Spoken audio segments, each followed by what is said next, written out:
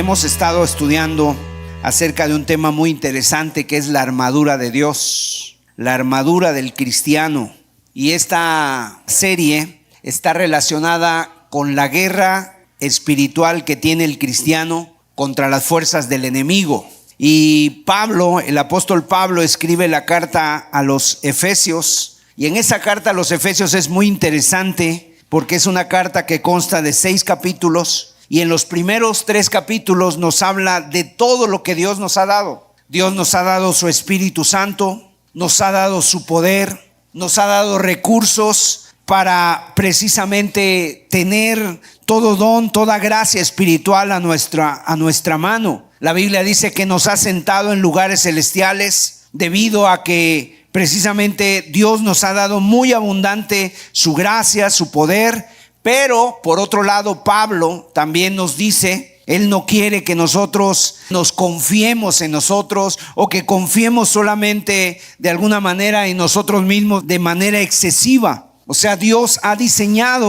nos ha diseñado para que nosotros produzcamos buenas obras. Pero eso no significa que la vida cristiana sea fácil. Aún con todo lo que Dios nos ha dado, no significa que esto sea fácil. Vamos a leer Efesios capítulo 6 a partir del versículo 10 y vamos a dar lectura hasta el versículo 17, donde se nos habla acerca de esta armadura. Dice así la palabra de Dios: por lo demás, hermanos míos, fortaleceos en el Señor y en el poder de su fuerza. Vestíos de toda la armadura de Dios, para que podáis estar firmes contra las acechanzas del diablo. Porque no tenemos lucha contra sangre y carne, sino contra principados, contra potestades, contra los gobernadores de las tinieblas de este siglo, contra huestes espirituales de maldad en las regiones celestes. Por tanto, dice, tomad toda la armadura de Dios para que podáis resistir en el día malo, y habiendo acabado todo, estad firmes. Estad pues firmes, ceñidos vuestros lomos con la verdad y vestidos con la coraza de justicia y calzados los pies con el apresto del evangelio de la paz. Sobre todo, tomad el escudo de la fe, con que podáis apagar todos los dardos de fuego del maligno, y tomad el yelmo de la salvación y la espada del Espíritu, que es la palabra de Dios. Amén. Pues vamos a hacer una oración y pedir al Señor que nos ayude a entender su palabra. Padre, gracias porque podemos abrir tu palabra, Señor, y es viva y es eficaz, Señor. Alértanos, enséñanos, instrúyenos, que no queremos que ni nosotros, ni yo, ni ninguno de los presentes caigamos en esta batalla que tenemos, sino que queremos ser preservados, queremos llegar hasta el fin de una manera victoriosa, Señor. Pero ayúdanos, Padre, para no confiar en nosotros mismos, sino en tu poder, en tu gracia. En el nombre de Jesús. Amén. Entonces el apóstol Pablo nos habla en este pasaje de todo el plan, de todas las artimañas que el enemigo tiene en esta guerra precisamente del cristiano. Y dice aquí el versículo 11, ¿verdad? Manera de resumen, dice que nos tenemos que vestir de toda la armadura de Dios. Y lo repite en el versículo 13. Si nosotros queremos ser victoriosos, si nosotros queremos salir airosos en esta batalla, tenemos que tomar toda la armadura de Dios. Este pasaje es un pasaje que es columna vertebral en la vida del cristiano. Mire, no importa qué tanto tiempo tenga usted en Cristo, no importa cuántos versículos de la Biblia conozca o cuánta escritura conozca, no importa si usted tiene un ministerio en la iglesia, si usted tiene ya tiempo en la iglesia, o sea, esto es vital. O si usted ha estudiado en un seminario teológico, eso no importa. O sea, tú eres un perdedor en potencia en este sentido. ¿Por qué? Porque esta es una guerra que se pelea y se gana diariamente. Entonces los recursos no dependen de ti, de que tú tengas mucho intelecto, No importa si tú tienes mucho conocimiento, más bien el poder y la presencia de Dios de alguna manera son los recursos que Dios nos ha dado, y cuando nosotros dejamos de confiar en ello y nos empezamos a ver a nosotros mismos, entonces comenzamos a perder la batalla. Pablo nos recuerda que debemos de ser conscientes de que la vida cristiana es una guerra, y cada uno de nosotros tiene que aprenderlo. Y lo tenemos que experimentar muchas veces a través de la instrucción de la palabra, o lo tenemos que experimentar en nuestra propia vida. Mire, en Lucas capítulo 14, verso 31, dice así la escritura: ¿O qué rey al marchar a la guerra contra otro rey no se sienta primero y considera si puede hacer frente con 10,000 al que viene contra él con 20,000?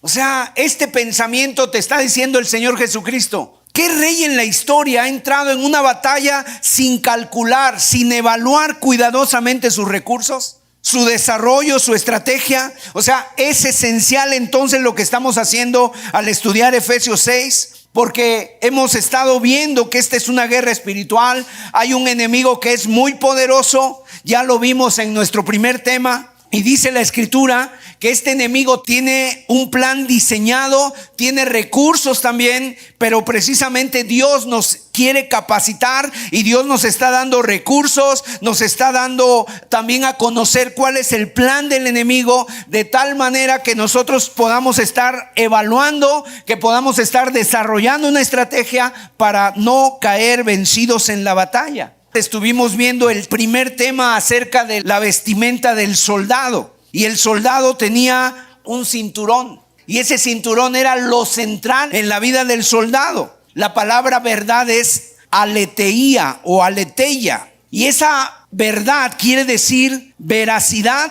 o una actitud de estar listos. Quiere decir tener compromiso sin hipocresía. Y entonces hay un término que utiliza el apóstol Pablo, que es un término que nosotros lo debemos entender. Dice: ceñidos vuestros lomos. Esa frase es una frase que aparece a lo largo de toda la Biblia. Dios a veces a los profetas le decía: ciñe como varón tus lomos. Al pueblo de Israel, cuando iba a salir de Egipto, la noche que tomaron la Pascua por primera vez, también les dice: cíñanse vuestros lomos. En la Biblia aparece en muchas ocasiones esta palabra, y los judíos generalmente a lo largo de los siglos, ellos habían escuchado de parte de Dios esta frase: cíñanse vuestros lomos. El apóstol Pablo, fíjense, en primera de Pedro 1:13 nos dice que tenemos que ceñir los lomos de nuestro entendimiento. ¿Qué quiere decir el apóstol Pedro? Prepara tu mente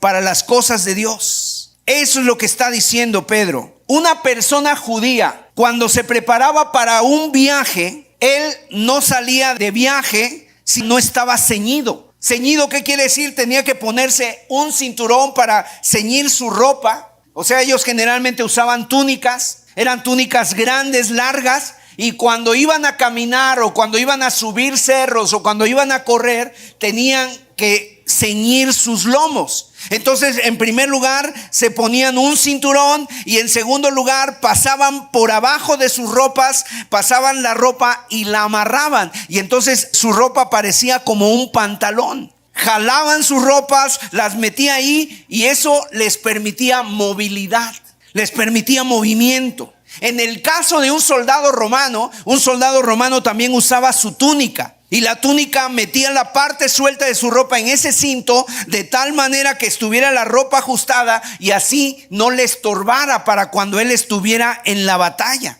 Imagínate un soldado que no estuviera ceñido para la batalla, lo podían agarrar, él mismo podía tropezar con su propia túnica y caer y rápidamente ser un blanco fácil del enemigo. Entonces, ceñir nuestros lomos quiere decir que debemos estar preparados, debemos estar comprometidos con la verdad. Y la idea aquí de ceñir nuestros lomos es un compromiso con la verdad. Una de las cosas que sucede cuando una iglesia comienza a crecer, ¿verdad? Que la gente empieza a añadirse. ¿Qué pasa? Que de repente hay un grupo de cristianos que están ahí al frente, están luchando, tienen la visión de lo que Dios quiere para sus vidas, pero conforme se van añadiendo más personas, esas personas como que ya en un momento dado les cuesta más trabajo, o a veces se vuelven solamente espectadores. El nivel de compromiso empieza a disminuir y entonces lo que se hace ya no se hace por una visión y por un amor al Señor, sino que se hace por obligación. Así que nosotros constantemente debemos estarnos desafiando al compromiso. Cada uno de nosotros debe de comprometerse con Dios. Cuando una iglesia crece, es necesario que crezca en compromiso para poder resistir al enemigo y para poder estar luchando cada uno, ¿verdad? Para estar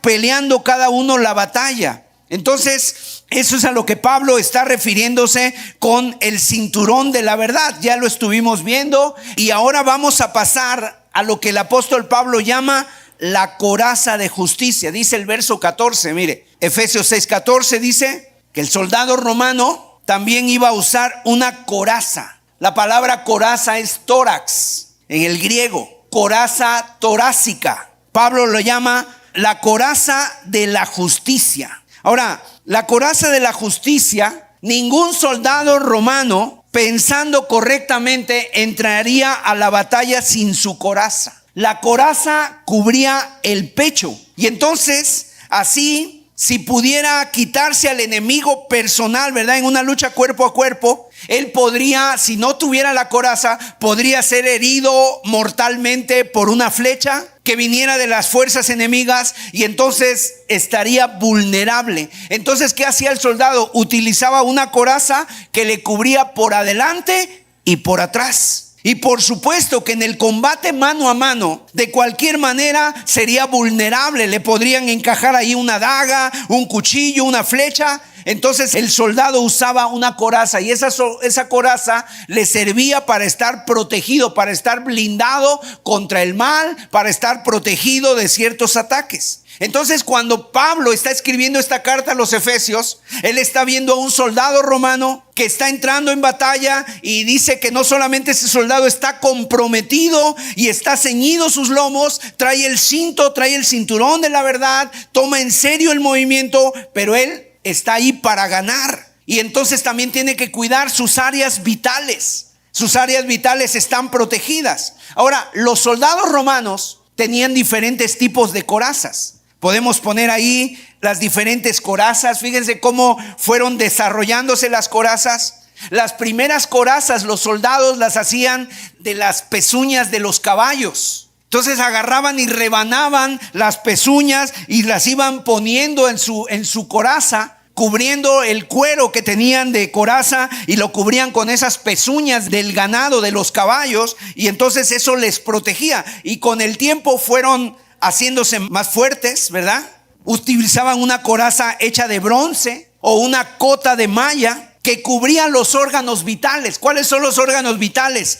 El corazón. Y estaba equipada con presillas, con hebillas que lo sujetaban a un cinturón grueso, y si el cinturón se aflojaba, la coraza podía resbalarse de inmediato. Algunas hechas eran de lino. Estaban ahí también las que después fueron desarrollándose de metal fundido. Era como un plato que cubría el pecho así, y entonces va desde la base del cuello hasta la parte de arriba de los muslos y cubriendo toda esa área vital. Cubría las entrañas, cubría el corazón, pero también cubría obviamente los riñones, el hígado, la espalda, cubría todo. Los soldados a veces habían estampado un águila imperial ahí fundida en su coraza. Y esos soldados, con esas corazas, se podía inclusive también ver la jerarquía que tenían los soldados. Entonces, aplicado a nuestras vidas, tú tienes que ponerte toda la armadura. Cada parte de esta armadura está diseñada de manera específica para cumplir con cierto propósito que es esencial. No podemos decir es que esta parte a mí no me gusta, esta parte es más importante que otra. Toda la armadura era importante para un soldado. Pero me parece a mí que la coraza de justicia es la clave. Si no hay justicia en tu vida, lo más probable es que no vas a tener compromiso. Si no hay justicia genuina en tu vida, no vas a poder tener el escudo de la fe, no vas a poder calzar el calzado de la paz y no vas a poder tener el casco de la salvación, no vas a poder usar la espada, a menos que estés comprometido con la justicia en tu vida. Y justicia es una manera de decir tu relación correcta con Dios. Ahorita vamos a ir explicando esto de la justicia.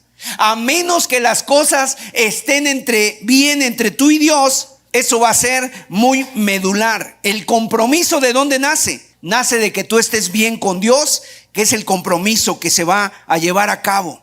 En una batalla, tú sabes que todas las áreas tenían que estar protegidas. El casco, por ejemplo, protegía la cabeza, el área de la cabeza. En el tipo de batalla que peleaban, en un combate a mano, estaban usando a veces una espada corta. Los soldados romanos tenían una espada larga y una espada corta. Entonces el área vital aquí que nos está presentando el apóstol está buscando proteger el corazón y después la parte de abajo, las entrañas. Una coraza cubría las áreas vitales del cuerpo, el corazón y las entrañas. Y para el judío esto tenía mucha importancia. Simbólicamente, mira, ¿qué representa el corazón? Proverbios 23, verso 7. El corazón es muy importante en la Biblia, pero quiero decirte que en la Biblia el corazón no es este músculo que bombea la sangre. El corazón es más que eso. Dice aquí la escritura en Proverbios 23, 7, porque cuál es su pensamiento en su corazón, tal es él. En otras palabras, una persona, de acuerdo a lo que piense de él, así va a actuar. De acuerdo a lo que tú piensas de ti, así vas a actuar. Si tú piensas que eres una persona, ¿verdad?, que siempre has estado emproblemado, siempre has tenido problemas, que te hicieron daño y te crees una víctima, siempre vas a actuar como tal. Si tú crees que eres un cristiano, un hijo de Dios, que Dios te ha perdonado y te ha redimido y ha lavado tus culpas, vas a actuar como tal. Como un hombre piensa en su corazón, tal es él. En Mateo capítulo 15, mira, también el Señor en el verso 19 dice: porque del corazón salen los malos pensamientos, los homicidios, los adulterios, las fornicaciones, los hurtos, los falsos testimonios. O sea, el corazón es el centro del pensamiento de la vida. En términos hebreos significa la mente, el corazón. En Jeremías 17:9 dice: engañoso es el corazón y perverso más que todas las cosas. Y hay un proverbio que dice: sobre toda cosa guardada, guarda tu corazón, porque de él mana la vida. O sea, el pensamiento está asociado con el corazón. Las entrañas están asociadas con los sentimientos y las emociones. En la Biblia se habla de entrañas de compasión, tener entrañas de compasión. Y esto es porque las emociones nos dan sentimientos en nuestro estómago. ¿Tú sabes que muchas de las cosas recaen en nuestro estómago? Alguna persona tiene algún susto, alguna impresión y de repente se te refleja en el estómago, en las entrañas. Entonces, para los judíos, esto es una buena manera de demostrarlo. El corazón significa el pensamiento, el proceso del pensamiento, y las entrañas se refieren a las emociones. Y eso es lo que tenías que cubrir con la coraza: tu corazón, tus pensamientos y tus emociones. Entonces, para que lo podamos ir aplicando a nuestra vida como cristianos, mira, Satanás va a tratar de atacar al cristiano en dos áreas principalmente. En la primera área va a ser en tus pensamientos y en segundo lugar en tus emociones. Así te va a atacar.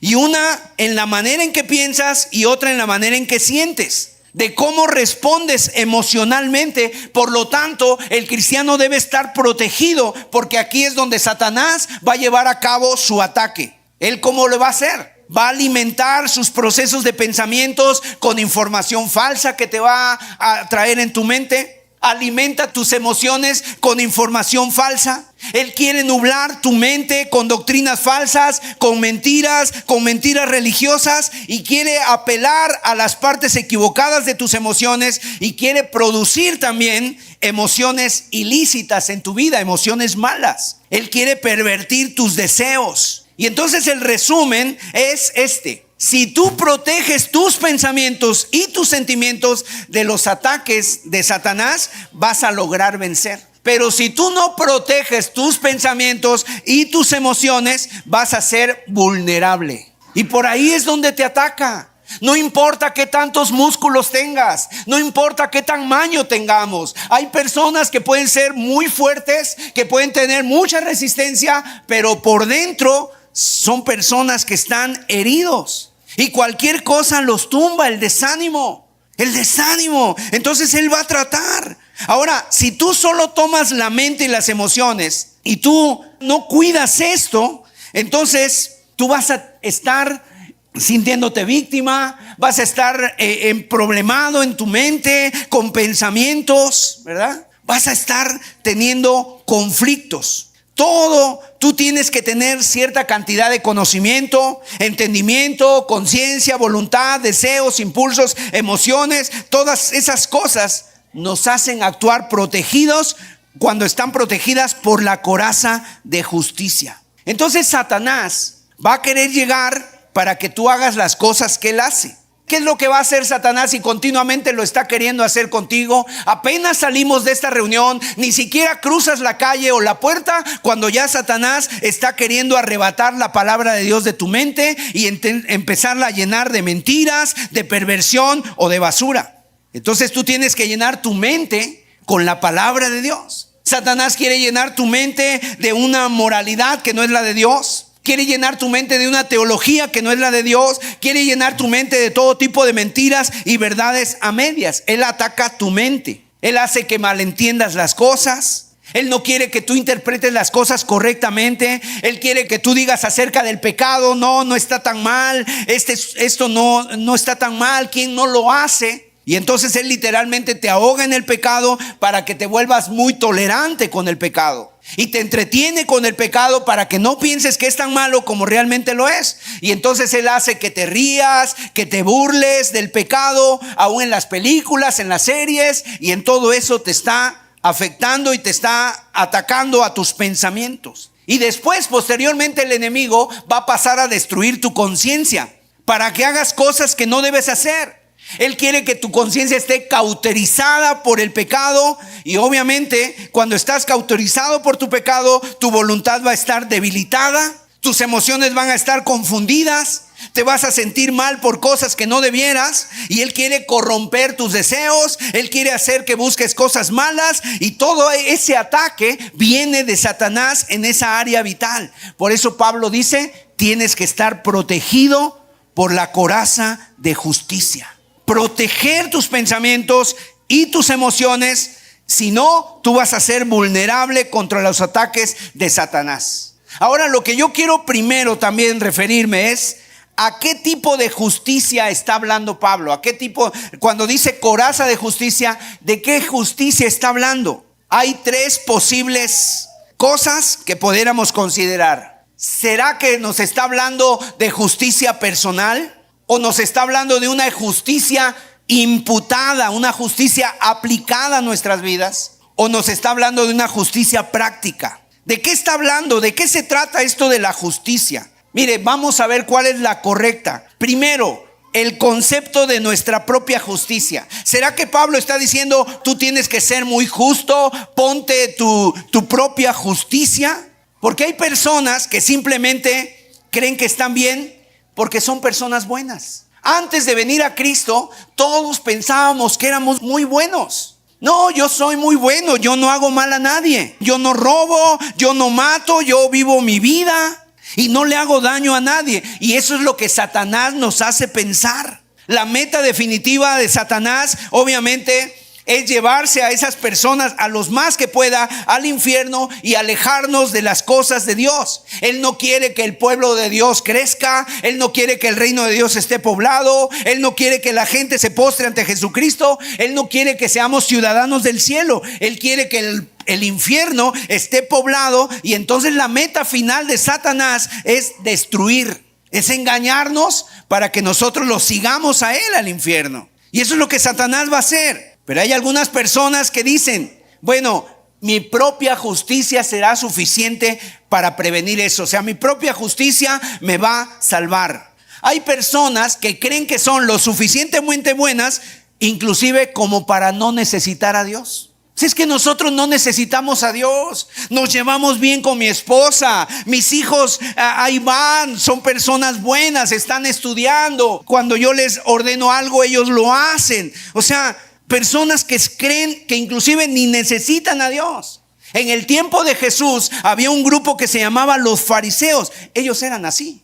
Ellos pensaban que eran lo suficientemente buenos, pensaban que podían llegar al cielo. Y mira lo que les dijo Jesús en Mateo 5:20. Cuando Jesús viene, le dice a la gente: si tu justicia no fuere mayor que la de los escribas y fariseos, nunca entrarán al reino. ¿A qué justicia se está refiriendo? Ellos tenían justicia propia.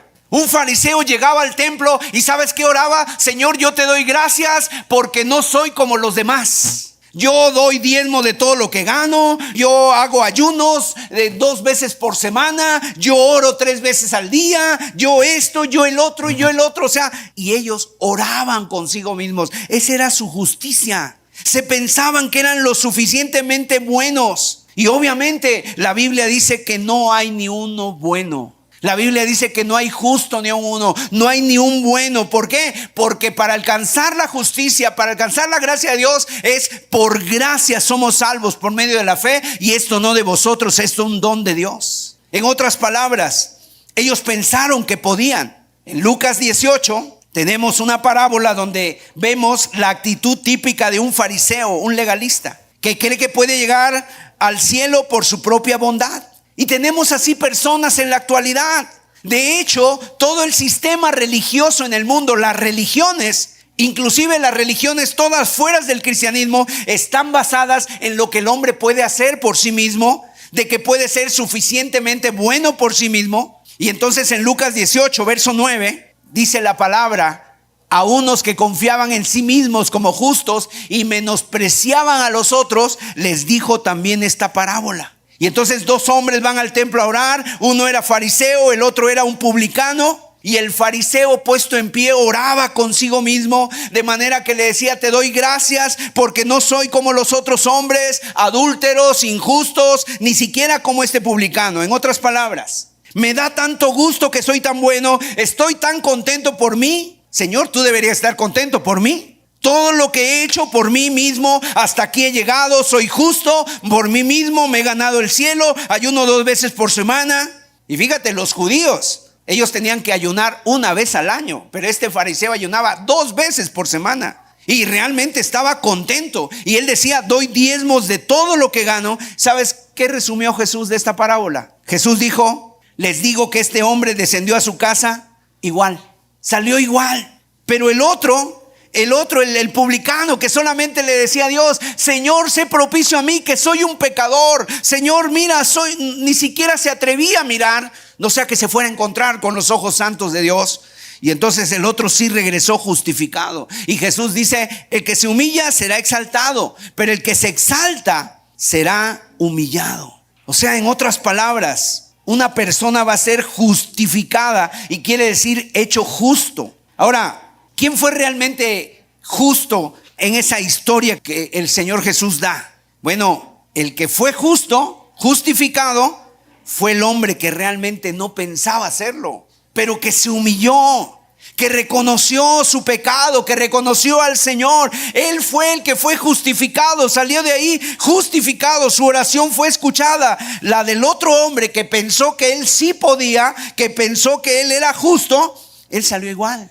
Entonces, mientras tú pienses que lo puedes hacer por ti mismo, tener esa justicia personal, no vas a tener esa coraza. Vas a estar vulnerable a los ataques. No te vas a poder defender nunca contra Satanás. Y obviamente, ¿cuál va a ser el fin? Que el fin va a ser que Satanás va a tener muchos seguidores en el infierno, personas que se creen buenas. La Biblia dice en Lucas 17, dijo el Señor Jesús que lo que es sublime para los hombres, delante de Dios es abominación. Mire lo que dice Isaías 64, verso 6, hablando de nuestras propias justicias. Lo mejor que nosotros podemos hacer delante de Dios no tiene mérito, no sirve. Dice así la Escritura: si bien todos nosotros somos como suciedad, y todas nuestras justicias como trapo de inmundicia.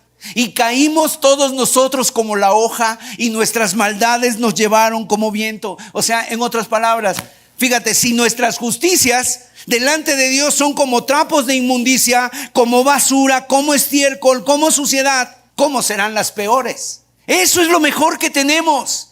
Si tú confías en tu propia bondad, tú no vas a llegar al cielo. Más bien, eso es un engaño. La justicia personal, entonces, a la que Pablo se refiere, la justicia a la que Pablo se refiere no es la personal. La coraza de justicia no es la justicia personal. Con toda certeza hay muchas almas que se creen buenas y que van a estar poblando el infierno. Estarán cubriendo en sus propias justicias. Imagínate, es como si alguien llegara al supermercado y llenas tu carrito de víveres, de despensa, y cuando vas a pagar a la caja, sacaras tus billetes, no sé, del Turista Mundial o del Monopoly. ¿Qué te va a decir la cajera? O sea, está loco. Usted no puede pagar con eso. Delante de Dios es igual. Cuando las personas lleguen al cielo o se presenten delante de Dios y quieran presentar sus buenas obras, ninguna de esas buenas obras le alcanza. Y yo creo que la mejor ilustración de esto la vamos a encontrar en Filipenses capítulo 3, verso 4. Mire, el apóstol Pablo se enfrentó a eso. Él era un fariseo, y aquí nos dice cómo se sentían los fariseos. Pablo comienza hablando de sí mismo, de su justicia personal. Y en el versículo 4 dice: aunque yo tengo también de qué confiar en la carne. Si alguno piensa que tiene de qué confiar en la carne, yo más. O sea, él está diciendo, si la justicia personal fuera posible, yo podría entrar en el reino de los cielos. De toda la gente yo tendría derecho de intentar. Yo podría confiar en la carne. ¿Por qué? Porque yo he sido un hombre bastante bueno. Si algún hombre piensa que tiene razón por la que puede confiar en la carne, yo más. En otras palabras, en términos de justicia humana, probablemente, decía Pablo, yo le puedo ganar a la mayoría de la gente, porque soy mejor que todos. Fariseo de fariseos. Aquí nos da todo su pedigrí. Dice el verso 5: circuncidado al 8º día. O sea, exactamente el día que tenía que ser circuncidado, lo circuncidaron. Del linaje de Israel, de las tribus de Israel. O sea, su sangre era judía, era un judío de cepa, ¿no? De la crema innata. De la tribu de Benjamín. Tú sabes que la tribu de Benjamín fueron las 2 tribus que poblaron el Israel. Cuando se dividieron las tribus, fueron 2 tribus, Judá y Benjamín, y una de ellas era Benjamín. Y Benjamín, históricamente, los pobladores de la tribu de Benjamín fueron los más amados por Jacob. Fueron los hijos de Raquel. Raquel tuvo 2 hijos, José y Benjamín. Y de ahí se formó la tribu de Benjamín. Hebreo de hebreos. Hay personas el día de hoy que quieren investigar sus apellidos. Oye, ¿mi apellido será judío? ¿Será hebreo mi apellido? Oye, pues no sé si González entre ahí o no sé, ¿verdad? Entonces empiezan a tener conflictos porque quieren saber si son hebreos. Bueno, él era hebreo de hebreos. Saulo, en cuanto a la ley, él era fariseo. Dice: yo soy un fariseo. No solamente soy un hebreo, soy un hebreo real. Yo pertenezco a la secta más legalista, más sectrista, más religiosa en todo el sistema. Soy fariseo. Con respecto al celo, nunca has conocido a un judío más celoso. Yo perseguía a la iglesia. Con respecto a la justicia que es en la ley, yo era irreprensible. Nadie me podía decir: oye, Pablo, creo que a ti te falta esto. A lo mejor a nosotros te dicen: ¿tú cuánto oras? Y ya nada más con eso, tú ya te quedas callado. ¿Cuánto has hecho misericordia? Y tú ya no sabes qué decir. Bueno, Pablo decía: a mí no me puedes decir eso. Yo recorro mar y tierra para ser prosélitos. Yo le predico a la gente. Yo me sé la ley de Dios. O sea, eso era sorprendente. Si va a ser de la justicia personal, si va a ser por justicia propia, no hay hombre que tenga más favor que yo, decía Pablo. Si la justicia personal fuera la manera de entrar, yo realmente podría reclamar la entrada. O sea, yo ya tendría mi boleto, decía Pablo. Pero mire el verso 7, cómo da un giro. Y comienza con esta palabra clave: pero cuantas cosas eran para mi ganancia, las he estimado como pérdida por amor de Cristo. En otras palabras, pero eso es inútil. Y el verso 8 dice: y ciertamente aún estimo todas las cosas como pérdida por la excelencia del conocimiento de Cristo Jesús, mi Señor, por amor del cual lo he perdido todo y lo tengo por basura, para ganar a Cristo. Y la palabra griega todavía es más fuerte, lo tengo por estiércol. Todo eso que él ha mencionado, que antes era su vanagloria, que antes era su justicia personal, todo eso dice, lo he echado al cesto de la basura por amor a Cristo, para ganar a Cristo. Y el verso 9 dice, y ser hallado en él, no teniendo mi propia justicia que es por la ley, sino la que es por la fe de Cristo, la justicia que es de Dios por la fe. En otras palabras, Pablo está aquí llegando al meollo. Mi justicia, mi propia justicia es inútil. Debo tener la justicia de Dios. ¿Y la justicia de Dios a través de quién viene? A través de Cristo. Es decir, cuando tú te conviertes en cristiano, es como si tú estuvieras estirando la mano de la fe y te aferras a la mano de Dios mediante Jesucristo. Y en ese momento la justicia del Señor Jesús, que Él sí fue justo, Él realmente fue verdaderamente justo, entonces esa justicia nos es imputada a nosotros. Dios te viste a ti en la justicia de Cristo. Dios te coloca a ti, por así decirlo, la vestimenta de santidad de Cristo. Y cuando Dios te ve ahora perdonado de tus pecados, que te arrepentiste y confiaste en Jesús, Él ya no ve a ese pecador que había antes, ya no ve al Sergio pecador o al nombre que tú tengas, ya no ve a ese, sino que ahora ve a Cristo en nosotros. Él es nuestro representante. Dice 2 Corintios 5:21, al que no conoció pecado, por nosotros lo hizo pecado, para que nosotros fuésemos hechos justicia de Dios en él. Gloria a Dios. Y yo digo esto, ¿sabes por qué? Porque muy probablemente aquí entre nosotros haya personas que se hayan creído buenas, pero también yo sé que tal vez muchos de los presentes nunca se han sentido buenos. Además, siempre te has sentido como la oveja negra. No, yo no entro ahí, yo no encajo ahí. Yo realmente he sido malo. Bueno, pues para tanto los que se creían justos como los que se creían muy malos, si tú te arrepientes, si tú confías en el Señor Jesús, si tú llegas y estiras tu mano y tomas la mano de Dios, entonces la justicia de Dios te es imputada. Así le llaman los teólogos, justicia imputada. Tu justicia propia es inútil. Pablo decía, lo tengo todo por estiércol, por basura. Y ahora se refiere a Cristo. Por nosotros Dios trató a Cristo como pecador para que de él recibiéramos la justicia de Dios. ¿Sabes? Mira, pasó esto que es sorprendente y que a nosotros sinceramente esto se nos va, nos estalla realmente en la cabeza, no lo podemos asimilar del todo. Cuando Jesús murió en la cruz, Él tomó nuestra identidad como pecadores, mientras que nosotros tomamos su identidad como el Hijo justo de Dios. A eso se le llama sustitución. Y por medio de esa transacción en su muerte, realizó dos cosas de vital importancia. En primer lugar, tomó sobre sí nuestro pecado y se convirtió en pecado por nosotros. Y en segundo lugar, cuando nosotros depositamos nuestra confianza en Él, no solamente perdona nuestros pecados, sino que nos da su propia justicia. Recibimos esa justicia en el momento en el que creemos que Jesús es el Hijo de Dios y por tanto lo recibimos como nuestro Señor y nos arrepentimos de nuestros pecados y le pedimos perdón. Cuando somos justificados, tiene lugar un cambio maravilloso en nuestras vidas. Imagínense ustedes esto, que hubiera un libro que se llama La vida de Cristo. Y en ese libro contiene todos los hechos milagrosos, prodigiosos, maravillosos que Jesús hizo mientras estuvo aquí en la tierra. Están ahí las anécdotas, están ahí las historias, están ahí cómo Dios cambió el lamento en baile de muchas personas. Pero por otro lado hay otro libro que se titula La vida de cualquiera de ustedes, la vida de Sergio, la vida de cualquiera de ustedes. Tu libro, donde se dicen las cosas que tú hiciste. Muchas de ellas nos avergüenzan. Muchas de ellas decimos que nadie se entere y que tú sabes que realmente estaban mal, que eran inadecuadas. Bueno, todo lo malo. Cuando tú confías en Cristo como tu Salvador, Dios intercambia las cubiertas de esos libros. Pone en la cubierta del libro La vida de Sergio, pone la cubierta del libro, el libro de Jesús, la vida de Jesús. Y así cuando Dios miró a Jesús en la cruz, Él miró todos los pecados que yo había cometido y esa era la historia de Jesús. Ahora, la vida mía. Por eso lo trató como pecador. Pero después toma la cubierta del libro de Jesús y lo pone sobre el libro de mi vida. Y ahora cuando Él me mira a mí, no ve mis pecados, sino que ve la justicia perfecta de su Hijo. Dios ve la historia de mi vida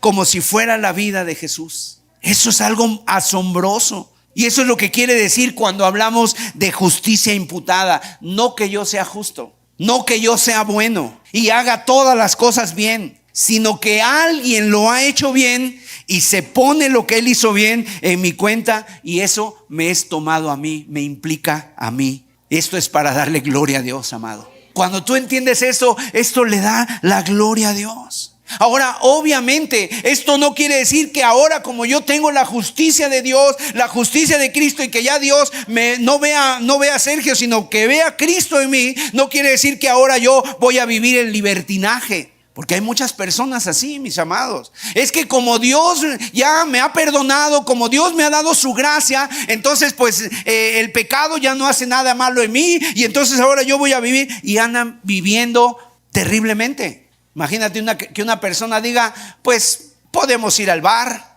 podemos ir al antro, tomarnos unas copas, ver cualquier película, hablar lo que se nos dé la gana, hacer lo que se nos dé la gana. ¿Por qué? Porque ya Dios no me ve a mí, ve a Cristo. No, mis amados, no convirtamos en libertinaje la gracia de Dios. La gracia de Dios dice que es para que vivamos en este siglo sobria, justa y piadosamente. Alabado sea Dios. Y ahora tenemos el poder para vivir esa vida extraordinaria, algo que no podíamos antes. Antes teníamos una vida ordinaria como la de todos los pecadores, pero ahora Cristo nos da su gracia, su poder, y ahora le amamos a Él. Y como decía Pablo, lo he estimado todo por basura para ganar a Cristo. Y ahora yo no quiero separarme de Cristo, y ahora yo quiero dar testimonio de Cristo en mi vida. Entonces esto es algo hermosísimo. Mira, Romanos 8, verso 1. Ahora pues, ninguna condenación hay para los que están en Cristo Jesús, los que no andan conforme a la carne, sino conforme al Espíritu. Pon tu confianza en Jesús y Él hará el resto, gloria a Dios. Y nosotros necesitamos ser honestos. Yo espero que entre los que están aquí, mira, si tú piensas que ahora en Cristo pues tú ya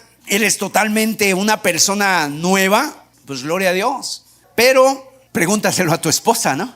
Pregúntaselo a tu esposa también. No es que ya seamos perfectos, sino que ahora estamos en un proceso de santificación. Y en ese proceso de santificación es donde Él va a producir en nuestras vidas el carácter de Cristo. Y es lo que Dios quiere estar haciendo en nuestras vidas a medida que crezcamos y avancemos en Él, para que podamos ser luz y sal donde quiera que Él nos ha colocado. Y ese es un proceso que va a llevar el resto de nuestras vidas hasta que Dios nos llame a su presencia. Entonces, cuando recibimos por la fe la justicia de Cristo, podemos ponernos la coraza de justicia, que no es otra cosa que estar revestidos de Cristo. Podemos revestirnos de Cristo, mis amados hermanos. Ahora, ¿cómo vencemos el mal que nos rodea? Yo no sé si a alguno de los presentes alguien le haya hecho mal alguna vez. ¿Alguien te ha hecho daño alguna vez? ¿Puedes levantar tu mano?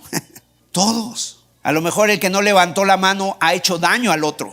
Pero yo estoy convencido que a todos nos ha pasado, porque el mal es universal y la tentación es el método del mundo, ¿verdad?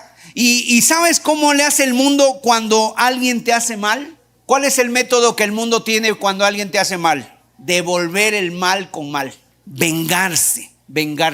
Y tú escuchas cosas terribles cuando viene la venganza. Es algo impresionante. De tal manera que el día de hoy escuchamos de familias en pueblos, aquí en México, en pueblos que se han matado hasta por generaciones. Porque los abuelos tuvieron un problema entre ellos, de alguna tierra, de algún pleito, de alguna situación. Y el día de hoy los nietos también empiezan a crecer y empiezan a odiarse entre ellos. Y ellos no saben ni por qué, sino simple y sencillamente porque su abuelo o su bisabuelo se peleó. Allá en el año de 1994 hubo un hecho, algo impresionante que pasó en un país de África, en Ruanda. En Ruanda resulta que había dos tribus que convivían juntos, los Hutus y los Tutsis. ¿Por qué empezaron a decir o a separar estas etnias, estas tribus? Porque en ese tiempo los que gobernaban, los que habían gobernado ahí eran los de Bélgica, los belgas.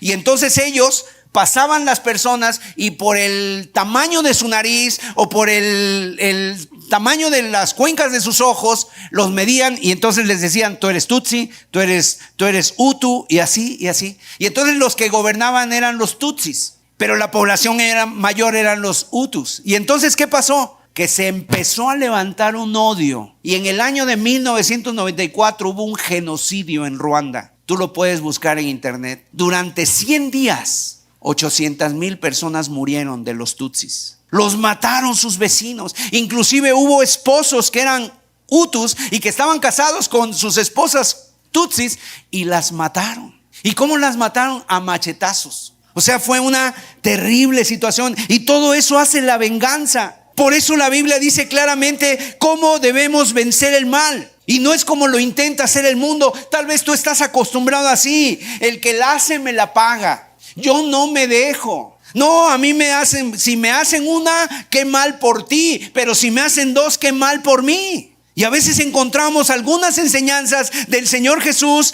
en algunos puntos, mira, que están diseminados por toda la Escritura, pero en otras ocasiones hay pasajes que contienen todo lo que Dios quiere que sepas a través de este tema: cómo podemos vencer el mal que nos rodea. Y ahí hay un pasaje hermosísimo en Romanos capítulo 12, verso 17 en adelante. Vamos a leerlo. Tal vez alguien encuentra con el deseo de venganza o el deseo de responder mal a alguien que te ha hecho daño. Subráyalo. Romanos 12, 17.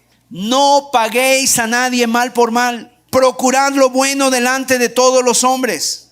Si es posible, en cuanto dependa de vosotros, estad en paz con todos los hombres. No os venguéis vosotros mismos, amados míos, sino dejad lugar a la ira de Dios. Porque escrito está: mía es la venganza, yo pagaré, dice el Señor. Así que si tu enemigo tuviere hambre, dale de comer, y si tuviere sed, dale de beber. Pues haciendo esto, ascuas de fuego amontonarás sobre su cabeza. No seas vencido de lo malo, sino vence con el bien el mal. En este pasaje quiero compartir con ustedes 4 principios que nos ayudan a vencer el mal. 4 principios. El primero, número 1, déjale la venganza a Dios. No pagues mal por mal. No os venguéis, hermanos míos, sino dejad la venganza en las manos de Dios, porque escrito está: mía es la venganza, dice, yo pagaré, dice el Señor. En otras palabras, cuando alguien te hiere o te traiciona, ¿qué pasa? Sentimos como que se ha roto una regla invisible, una regla de respeto, de confianza, de justicia. Y la venganza intenta corregir esa transgresión, ¿verdad? Haciendo que el otro también sufra igual que yo sufrí. Es una forma emocional de decir: si tú me quitaste algo, yo te lo voy a quitar a ti. Si tú me hiciste sufrir, yo también te voy a hacer sufrir a ti. Y de esa manera busca un equilibrio, por así decirlo, aunque sea desde el dolor. Y entonces la venganza crea una especie de simetría emocional artificial, así como diciendo: si yo sufro, pues tú también debes sufrir. Aunque realmente no consigue reducir el sufrimiento real, sino que es una ilusión nada más, de decir: ahora estamos a mano. Pero mire qué dice la Biblia en el verso 17 de Romanos 12. No paguéis a nadie mal por mal. Procurad lo bueno delante de todos los hombres. Verso 19. No os venguéis a vosotros mismos, amados míos, sino dejad lugar a la ira de Dios. Porque escrito está: mía es la venganza, yo pagaré, dice el Señor. Mire, cuando tratamos de vengarnos de otra persona,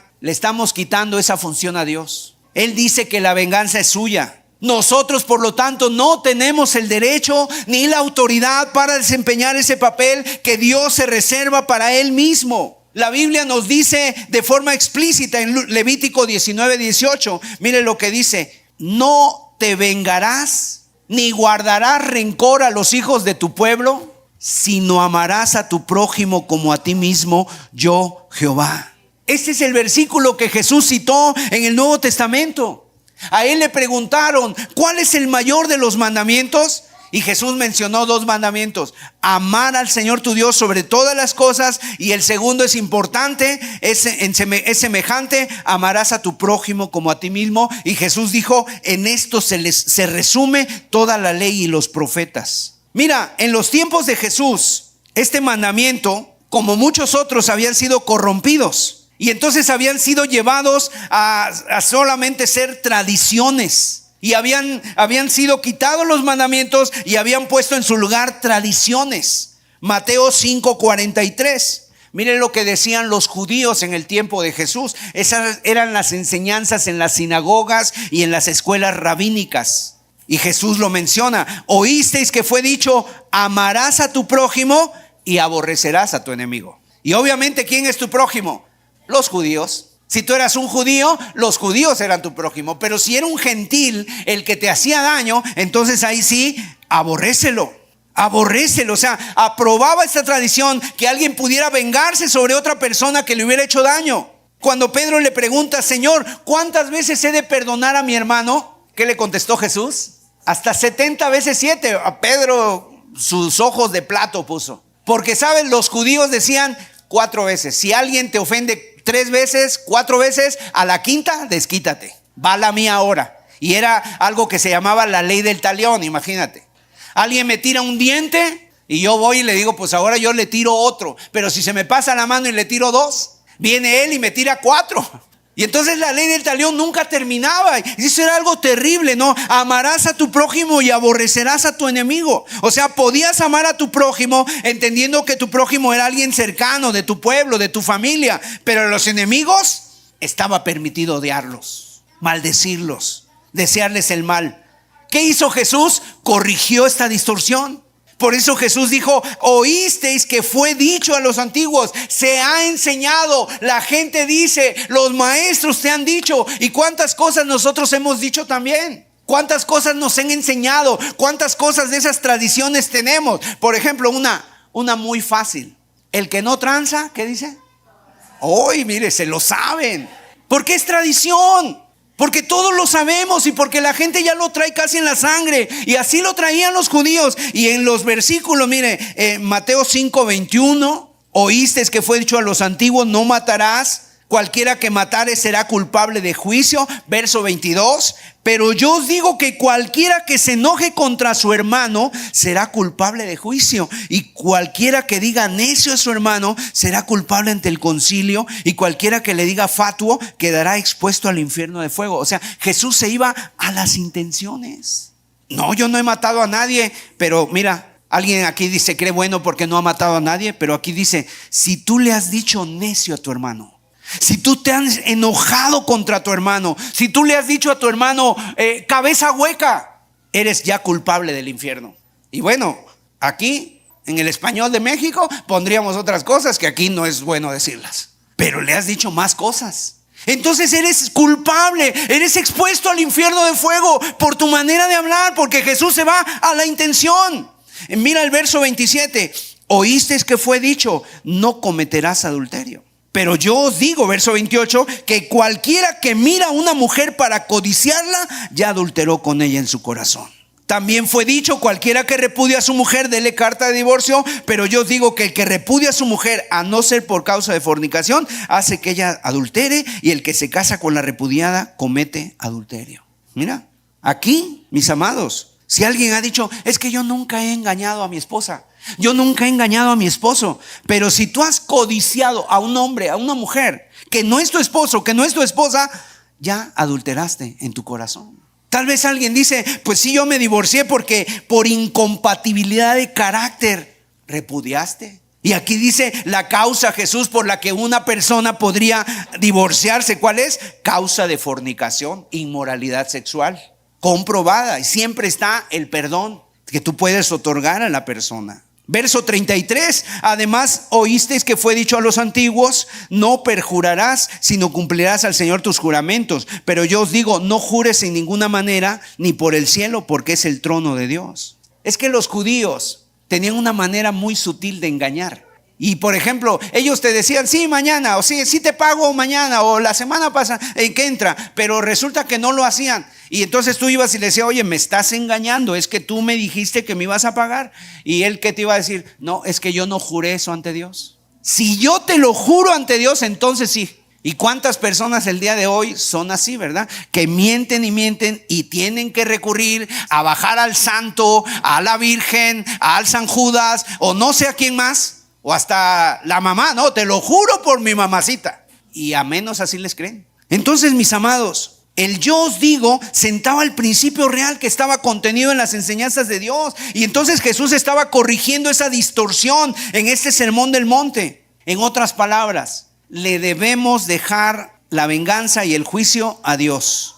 Si tú tratas de hacer algo que le corresponde a Dios, vas a fracasar. Y entonces, ¿qué pasa, hermano Sergio? ¿Qué tengo yo que hacer? Debemos de tener paciencia. Debemos dejar que Dios lleve a cabo su obra a su tiempo y a sus planes. Porque si tú le has deseado a alguien el mal, piensa esto, tú también has hecho mal y alguien te lo ha deseado a ti.